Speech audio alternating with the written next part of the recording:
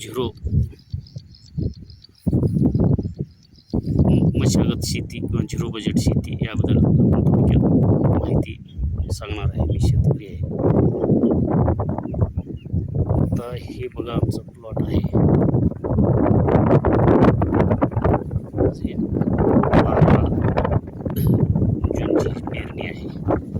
या अगोदर सोयाबीन आणि तूर ह्याला आम्ही नांगरला नाही, काही केलं नाही. आता वावरामध्ये जाता येत नाही का तर चिखल आहे. तर बघा हे,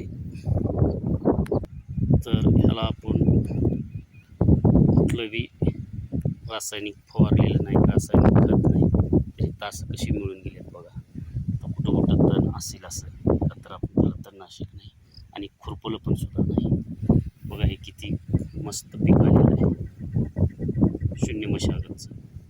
आणि रासायनिकचं तर नावच नाही, ना तणनाशक नाही, रासायनिक खत नाही, ना कुठले नाही, ना त्यांना कुठलं नांगर नाही, काहीच नाही.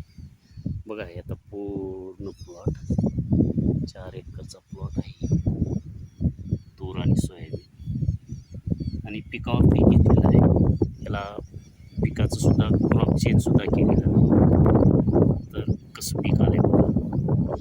आता हे पूर्ण ती जी 2 अंतर जो असतो तो झाकून गेलेला आहे. फांद्याला बघा त्याचा खूप काय आता थोडं थोडं येऊ लागलं. शून्य मशागत झिरो बजेटची एक रुपये खर्च बियाणं हे पेरलेलं आहे आपण. बघा हे वास्तव आहे.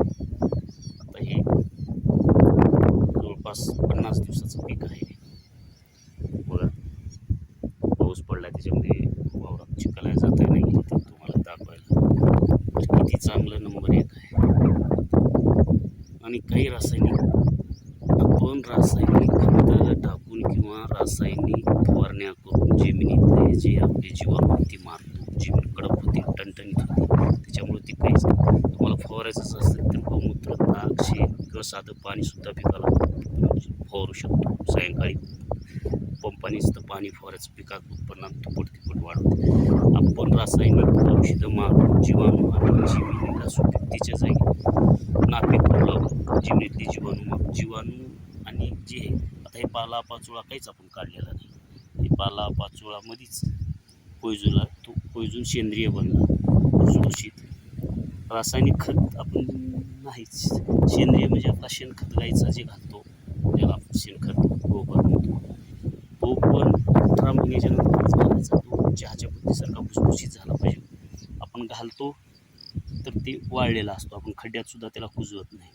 आणि ते हवेनं वाळलेले ते घालतो. पाणी दिले किंवा मोठा पाऊस पडला पूर्ण वाहून जातो जमिनीत. ते काही शिवत नाही, पूर्ण वाहून जातो.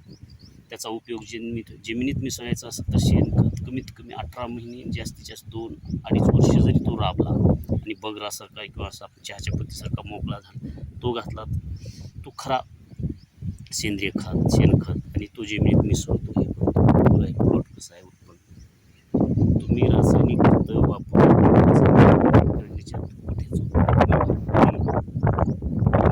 22 क्विंटल मिळू शकतो. वेळेवर फक्त पेरणी महत्त्वाची आहे. त्याला काही करायची गरज नाही. तिकडं पण प्लॉट आहे तो.